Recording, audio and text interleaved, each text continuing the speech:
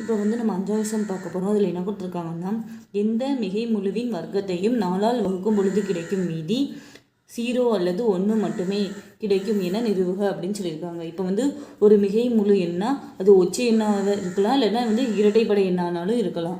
இப்போ வந்து அது ஒரு ஒற்றைப்படை எண்ணுனா என்ன எப்படி நம்ம எழுதுவோம்னா, இது வந்து முதல் நிலைன்னு எடுத்துக்கிடுவோம். அது வந்து 2q + 1 இந்த x = 2q + 1 நம்ம எடுத்துக்கிடுவோம். ஏன்னா இப்போ வந்து 2q + 1 இப்போ நம்ம q வந்து 1 சப்ஜெக்ட் பண்ணோன்னு நினச்சிக்கோங்க. இப்போ இதில் 2 அதாவது 1 தானே q அப்போ 1 2 2 தானே +1 = 3 தான் கிடைக்கும். இதே q 2 நம்ம சப்ஜெக்ட் பண்ணோம்னா இந்த q இருக்கிற இடத்துல 2 போடுவோமா, அப்போ 2 2 4 4 1 5 அப்படின்னு கிடைக்கும். இதே மாதிரி 3 5 7 அப்படின்னு வரிசைக்கு கிடைக்கும். அதனால தான் நம்ம வந்து எக்ஸை வந்து ஒற்றை எண் தானே, அதனால தான் 2q + 1ன்னு எடுத்துக்கிறோம். இதே இது ரெட்டை எண்ணுன்னா எக்ஸை வந்து 2qன்னு எடுத்துக்கிடுவோம். 2qன்னு நம்ம எடுக்கும்போது வந்து q வந்து நம்ம 1 சப்ஜெக்ட் பண்ணோம்னா 1 2 2 அப்படின்னு கிடைக்கும். இதே q வந்து 2 சப்ஜெக்ட் பண்ணோம்னா இதில் 2 போட்டோம்னா 2 2 4 அப்படி வரிசைக்கு இரட்டைப்படை எண்ணாவே கிடைக்கும். அதனால தான் இரட்டை எண்ணை வந்து நம்ம x = 2qன்னு எடுத்திருக்கோம். இப்போ வந்து ஃபஸ்ட்டு வந்து ஒற்றை எண்ணை பார்க்கும், அதாவது நிலை 1ன்னு இது எடுத்துக்கிடுவோம். ஒற்றை எண்ணாக இருந்துச்சுன்னா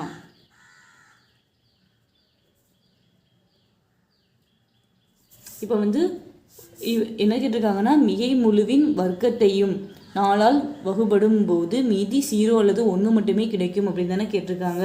அப்போ வந்து வர்க்கம் இந்த x = 2q + 1 வர்க்கம்னா ஸ்கொயர் தானே, அப்போ 2 சைடுமே நம்ம ஸ்கொயர் பண்ணிக்கணும். அப்போ x² = 2q + 1 the whole square. இப்போ இதுக்கு நம்ம ஃபார்முலா போடுவோம். a + b the whole squared = a² + b² + 2ab. இதில் வந்து a இருக்கிற இடத்துல வந்து 2q இருக்கா, 2q the whole square + b² இருக்கிற இடத்துல 1 இருக்கா, என்னோட 1 போட்டாச்சு. அதுக்கப்புறம் 2 a இருக்கிற இடத்துல 2q, b இருக்கிற இடத்துல 1. இப்போ வந்து இதில் 2 2 4 கிடைக்குமா, q ஸ்கொயர் பண்ணால் q² கிடச்சிருக்குமா, +1. இதுலேயும் 2 2 4 கிடைக்குமா, q. இப்போ வந்து 4q²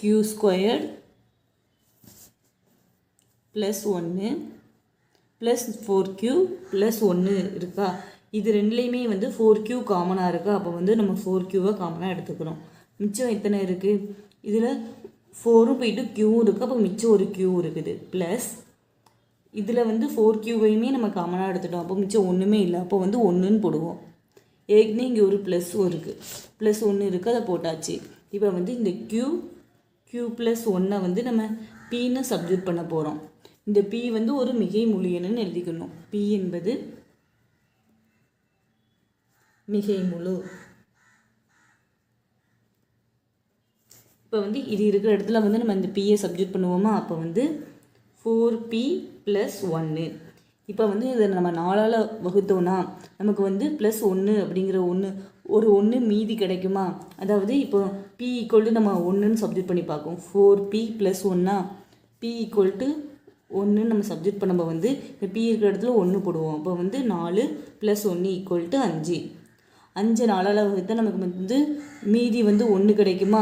இதில் வந்து நம்ம என்ன எழுதியிருக்கோம்னா, ஒற்றை எண்ணின் வர்க்கத்தை வந்து 4ஆல் வகுக்கும் பொழுது வந்து மீதி 1 கிடைக்கும் அப்படின்னு நம்ம எழுதியிருக்கோம். இப்போ வந்து நிலை 2 என்ன கொடுத்துருக்காங்கன்னா, ரெட்டை எண்ணா நம்ம என்ன பண்ணுவோம் அப்படின்னு நம்ம கண்டுபிடிக்கணும். அப்போ வந்து ரெட்டை எண்ணை வந்து x = நம்ம 2qன்னு தானே எடுத்திருக்கோம். x = 2q. அப்போ வந்து ரெட்டை எண்ணோட வர்க்கம் தானே, அப்போ வந்து இதை நம்ம வந்து ஸ்கொயர் பண்ணுவோம். அப்போ எக்ஸை ஸ்கொயர் பண்ணால் 2qவையும் நம்ம ஸ்கொயர் பண்ணுவோமா. அப்போது 2 ஸ்கொயர் பண்ணால் 4, q ஸ்கொயர் பண்ணால் q². இப்போ வந்து இதை 4ஆல் நமக்கு வகுக்க முடியுமா, வகுத்தா நமக்கு வந்து மீதி ஒன்றுமே கிடைக்காதா. அப்போ வந்து மீதி ஒன்றும் கிடைக்காதுன்னா 0. அப்போ வந்து ரெட்டை எண்ணை 4ஆல் வகுக்கும் பொழுது நமக்கு வந்து மீதி 0 கிடைக்கும்னு எழுதியாச்சு. சம்மில் என்ன கொடுத்துருக்காங்கன்னா, எந்த ஒரு மிகை முழுவின் வர்க்கத்தையும் 4ஆல் வகுக்கும் பொழுது மீதி 0 அல்லது 1 மட்டுமே கிடைக்கும் என நிறுவுகன்னு கொடுத்துருக்காங்க. அப்போ வந்து நம்ம ஒற்றைப்படை எண்ணுனா அதில் வந்து மீதி 1 கிடச்சிச்சு. அதே இது இரட்டைப்படை எண்ணுனா மீதி 0 கிடச்சிச்சு அப்படின்னு நம்ம வந்து ப்ரூவ் பண்ணியாச்சு. அப்போ வந்து கடைசியாக நம்ம என்ன எழுதிக்கிறோம்னா எந்த மிகை முழுவின் வர்க்கத்தையும் 4ஆல் வகுக்கும் பொழுது மீதி 0 அல்லது 1 மட்டுமே கிடைக்கும்னு எழுதியாச்சு. இதோட இந்த சம் அவ்வளோதான். 6வது சம் என்ன கொடுத்துருக்காங்கன்னா அடிப்படை எண்ணியல் தேற்றத்தை பயன்படுத்தி 408 மற்றும் 170 என்ற எண்களின் மீப்போம மற்றும் மீப்போவ காண்க அப்படின்னு கேட்டிருக்காங்க. ஃபஸ்ட்டு வந்து இது ரெண்டையும் நம்ம வந்து டானா வகுத்தல் போட போகிறோம். அதாவது 408 ஃபஸ்ட்டு 170 408 ஃபஸ்ட்டு போட போகிறோம். 2ஆவது பாட்டில் போடலாமா? இப்போ வந்து 2 2 4 0 4 2 8 மறுபடியும் 2ஆவது பாட்டில் 1 2 2 0 2 2 4 மறுபடியும் 2ஆவது பாட்டில் 5 2 10 1 2 2 இன்னும் 51 வந்து 3ஆவது பாட்டில் இருக்கா? 1 3 3 மிச்சம் 2 7 3 21 17வது வந்து எந்த நம்பர்லையுமே வகுப்படாது. அப்போ இதோட நம்ம விட்டுக்கலாம். அப்போ வந்து 17 17ன்னு வரும். இது வந்து நம்ம 170 வந்து டானா வகுத்தல் போட போகிறோம். அது 2ஆவது பாட்டில் இருக்குது. 8 2 16 மிச்சம் 1 5 2 10 இவன் வந்து 85 வந்து 5ஆவது பாட்டில் நம்ம போடுவோமா? இப்போ வந்து 4 5 5 மிச்சம் 3 இருக்கும். 7 5 35 17 வந்து 17ஆவது பாட்டில் மட்டும்தான் போகும். அப்போ வந்து 17 17 17 இப்போ வந்து இதை எடுத்து எழுதிக்கிட போகிறோம். அப்போ வந்து 408க்கு ஈக்குவல் டு அதில் வந்து 2 எத்தனை வாட்டி இருக்குது? 3 வாட்டி இருக்குது. அப்போ வந்து 2 பவர் 3 இன்ட்டு 3 ஒரு வாட்டி தான் இருக்குது. அப்போ வந்து 3 பவர் 1 இன்ட்டு 17 ஒரு வாட்டி தான் இருக்குது. அப்போ வந்து 17 பவர் 1.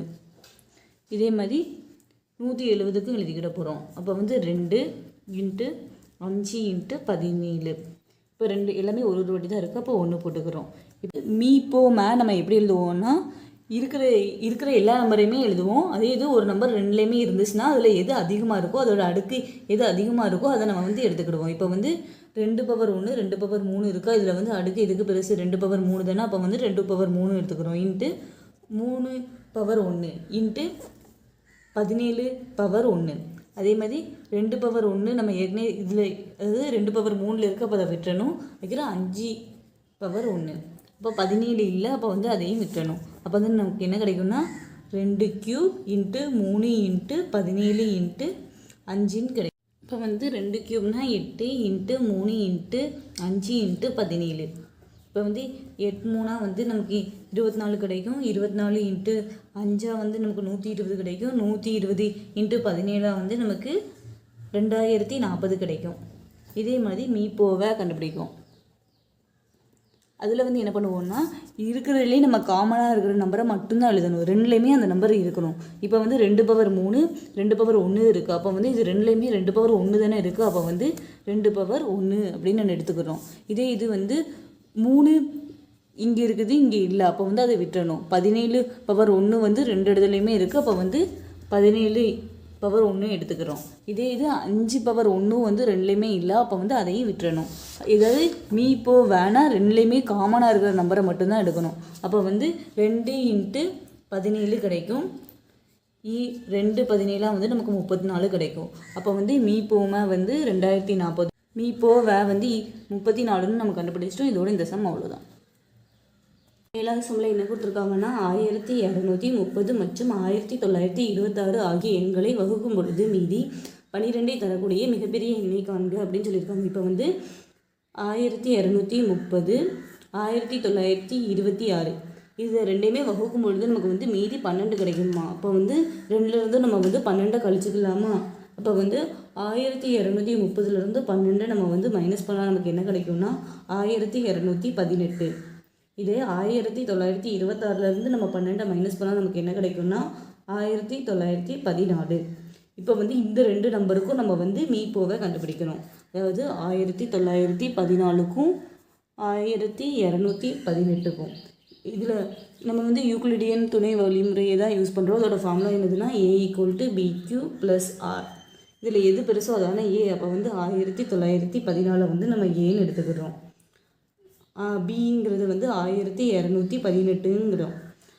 இப்போ வந்து 1914 வந்து 1218 ஒரு வாட்டி தானே இருக்கும். அப்போ இன்ட்டு 1. அப்போ வந்து 1914 1218 நம்ம வந்து மைனஸ் பண்ணால் நமக்கு என்ன கிடைக்கும்னா 696. இது தானே மீதி. அப்போ வந்து 6னா மீதி தானே, அப்போ ப்ளஸ் 696ன்னு நம்ம போட்டுக்கிறோம். அடுத்த ஸ்டெப்பில் வந்து 1218 இங்கே வந்துடும், 696 இங்கே வந்துடும். இப்போ வந்து 1218 வந்து 696 ஒரு வாட்டி தான் இருக்குது. அப்போ வந்து 1218 696 நம்ம வந்து மைனஸ் பண்ணால் நமக்கு என்ன கிடைக்கும்னா 522. அப்போ வந்து இதில் ப்ளஸ் 522ன்னு போட்டுக்கிறோம். அடுத்த ஸ்டெப்பில் என்ன ஆகும்னா இந்த 696 இங்கே வந்துடும் ஈக்குவல் டு 522 இங்கே வந்துடும். இப்போ வந்து 696 வந்து 522 வந்து ஒரு வாட்டி தான் இருக்குது. அப்போ வந்து 696 522 நம்ம வந்து மைனஸ் பண்ணால் நமக்கு என்ன கிடைக்கும்னா 174. அதை வந்து இங்கே ப்ளஸ் இருக்கிற இடத்துல 174ன்னு போட்டுக்கிறோம். அடுத்த ஸ்டெப்பில் வந்து 522 வெளியே வந்துடும், 174 இங்கே வந்துடும். இப்போ வந்து 3 176 வந்து 522 நமக்கு கிடச்சிரும். அப்போ வந்து மீதி 0 ஆயிருமா? மீதி எது 0 ஆகுது அதுக்கு முன்னாடி இருக்கிற மீதி தானே மீ போகுமே. இப்போ வந்து மீ போக என்னென்னா 174. நமக்கு சம்மில் என்ன கேட்டிருக்காங்கன்னா நமக்கு வந்து மிகப்பெரிய எண்ணெய், அதாவது 12 மீதி 12 தரக்கூடிய மிகப்பெரிய எண்ணெய் காண்க அப்படின்னு சொல்லியிருக்காங்க. அந்த தேவையான எண் என்னதுன்னா 174. அதோட இந்த சம் அவ்வளோதான்.